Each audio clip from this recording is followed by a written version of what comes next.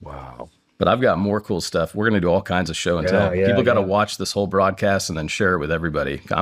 You got something right next to you right now that nobody in the world has, which I'll share later. So back to your question about the shroud.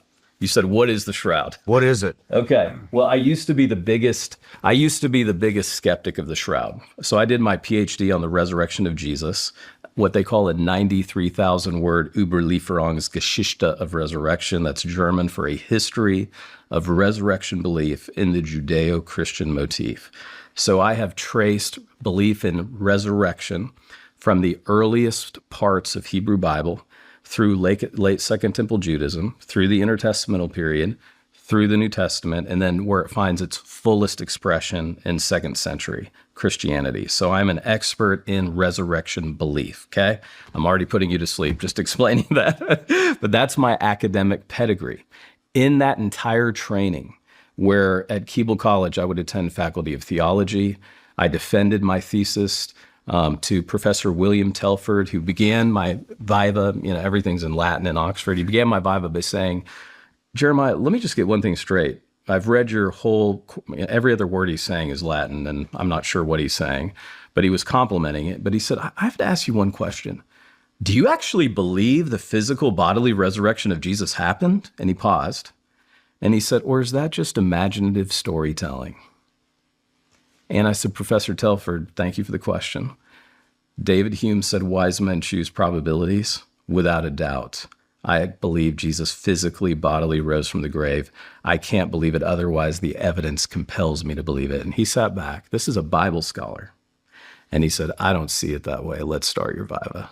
And he later passed me with commendation. So in that entire history of being in Oxford 3 years, I was conditioned that the shroud was a Catholic relic with no scientific backing that was 700 years old based on a carbon-14 dating. It turns out, when you look at it, the Shroud of Turin is scientific proof of the physical, bodily resurrection of Jesus Christ. And I believe that based on the evidence in the 102 academic disciplines that have studied over 600,000 research hours in it. I believe that because I'm not irrational. Wow. Wow. So I went from skeptic to believing in it based on the science. And here's what I like to tell people. How long did that take? That took 3 years for me. 3 years. Because I had to do the research.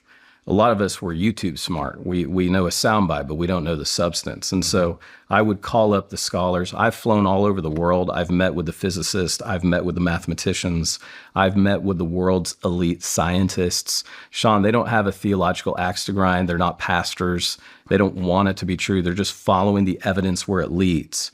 And that's why when I meet with Bruno Barberis, and by the way, the irony of his name is not lost on me. I mentioned that in the Jesus Discoveries. Bruno Barberis sounds like Barabbas, who Jesus took his place on the cross.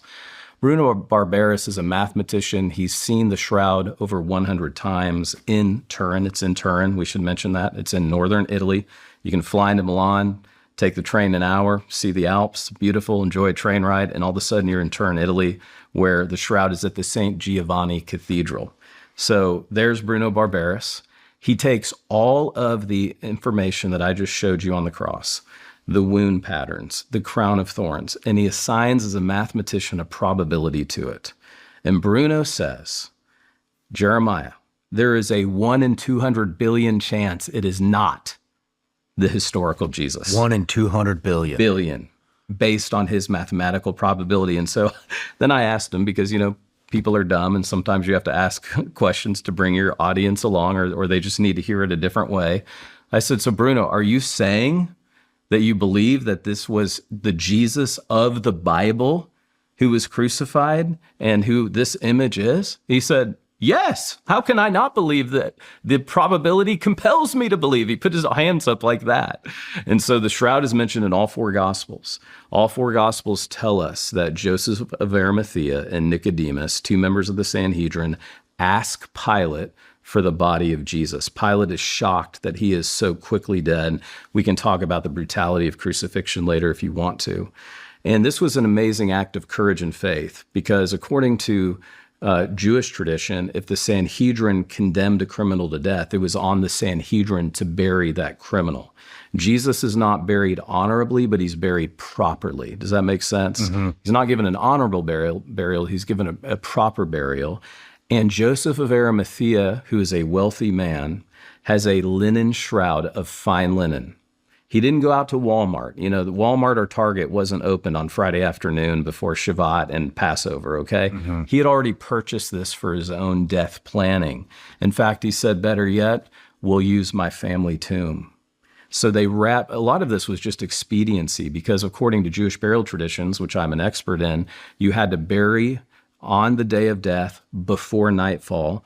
This is Shabbat, and this is Passover. That's how we can date. We can talk about how we can date the crucifixion. We know the exact date of it. So they wrap Jesus's body in this fine linen shroud, which is called sindon in Greek, according to the Greek New Testament. Then they use a thonia, that's another Greek word, strips. So they wrap the whole body with fine linen, one continuous sheet, and then they wrap the feet and the hands and probably even the face, just to, so your body, just to protect to dignify the body. They place that 200 feet away in Joseph of Arimathea's family tomb. He's in the tomb for 39 hours, Sean. And then something absolutely miraculous and powerful happens. According to my other friend, Paulo de Lazzaro of Enea Laboratories outside of Rome, the amount of energy it would take to see what I just showed you on the shroud, an image that is superficial.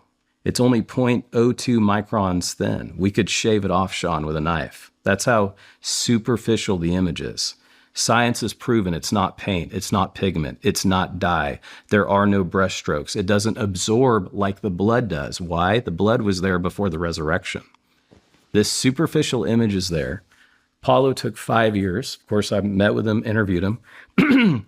And Paulo says, Jeremiah, it would take 34,000 billion watts of energy traveling at 1/40th of a billionth of a second to change the chemical makeup of a fine linen shroud to leave that image. And he said, we don't have that power on Earth. So a nuclear event happens on Sunday, April 5th, AD 33. And that's why I tell people the Shroud of Turin is not a death cloth. It is a resurrection cloth. And better yet, it is an itemized receipt of how much Jesus loves you, Sean.